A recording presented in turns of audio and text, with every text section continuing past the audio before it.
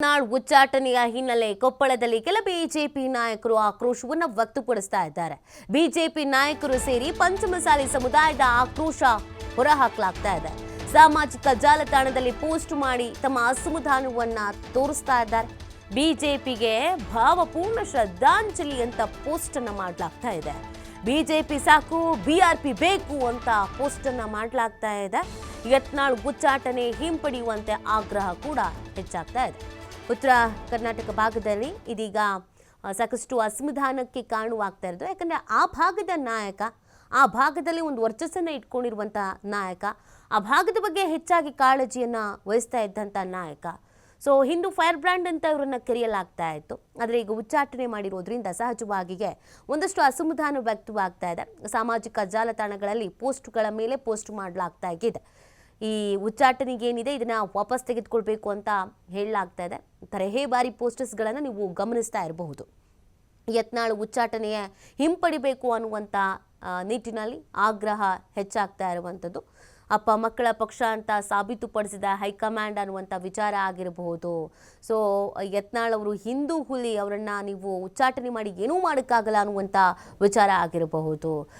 ಸಾಕಷ್ಟು ರೀತಿಯಾದಂಥ ಪೋಸ್ಟರ್ಸ್ಗಳನ್ನು ನೀವು ಗಮನಿಸ್ತಾ ಇರಬಹುದು. ಇದು ಉತ್ತರ ಕರ್ನಾಟಕ ಭಾಗದಲ್ಲಿ ಯತ್ನಾಳ್ ಅವರನ್ನು ಉಚ್ಚಾಟನೆ ಮಾಡಿರುವಂಥ ಕಾರಣಕ್ಕಾಗಿ ಸಾಕಷ್ಟು ಅಸಮಾಧಾನ, ಆಕ್ರೋಶವನ್ನು ಈ ರೀತಿಯಾಗಿ ವ್ಯಕ್ತಪಡಿಸಲಾಗ್ತಾ ಇದೆ.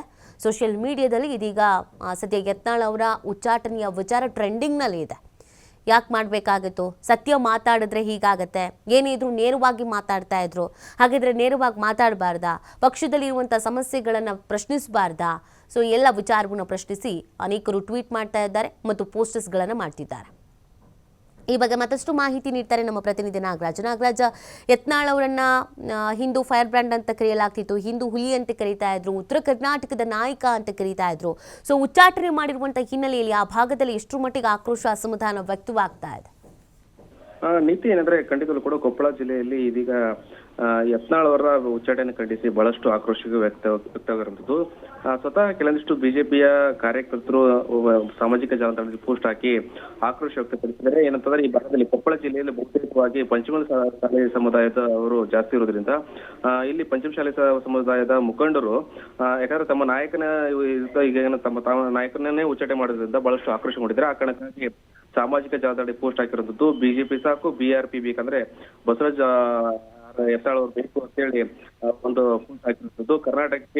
ಕರ್ನಾಟಕದಲ್ಲಿ ಇರುವಂತಹ ಬಿಜೆಪಿ ಪಕ್ಷಕ್ಕೆ ಭಾವಪೂರ್ಣ ಶ್ರದ್ಧಾಂಜಲಿ, ಈ ರೀತಿ ಹಲವಾರು ಅಂದ್ರೆ ಪೋಸ್ಟ್ ಹಾಕುವ ಮೂಲಕ ಆಕ್ರೋಶನ ಹೊರಹಾಕಿದ್ದಾರೆ. ಜೊತೆಗೆ ಏನಂತಂದ್ರೆ ಯತ್ನಾಳ್ ಅವರನ್ನ ವಿರುದ್ಧ ಷಡ್ಯಂತ್ರ ರೂಪಿಸಲಾಗಿದೆ. ಸ್ವತಃ ಏನಂದ್ರೆ ಯಡಿಯೂರಪ್ಪ ಸೇರಿದಂತೆ ಅವರ ಮಗ ಬಿ ವಿಜಯೇಂದ್ರ ಅವರು ಈ ರೀತಿ ಮಾಡ್ತಾ ಇದ್ದಾರೆ. ನಮ್ಗೆ ಕೇಂದ್ರದಲ್ಲಿ ಮೋದಿಜಿ ಬೇಕು, ಆದ್ರೆ ಇಲ್ಲಿ ಕರ್ನಾಟಕದಲ್ಲಿ ಯಡಿಯೂರಪ್ಪ ಮತ್ತು ಇವರಿದ್ದಾರೆ ಅವ್ರು ಬೇಡ ಅಂತ ಹೇಳಿ ಇವತ್ತು ಆಕ್ರೋಶ ವ್ಯಕ್ತಪಡಿಸಿದ್ದಾರೆ. ಒಟ್ಟಾರೆ ಅಂತಂದ್ರೆ ಕೊಪ್ಪಳ ಜಿಲ್ಲೆಯಾದ್ಯಂತ ಇದೀಗ ಯತ್ನಾಳ್ ಅವರು ಉಚ್ಚಾಟನೆ ಖಂಡಿಸಿ ಬಹಳಷ್ಟು ಸ್ವತಃ ಬಿಜೆಪಿಯಲ್ಲಿ ಒಡೆದಮನೆ ಆಗಿರುತ್ತದೆ ಮತ್ತು ಬಿಜೆಪಿಯ ಕಾರ್ಯಕರ್ತರು ಪೋಸ್ಟ್ ಹಾಕುವ ಮೂಲಕ ಆಕ್ರೋಶ ವ್ಯಕ್ತಪಡಿಸಿದ್ದಾರೆ.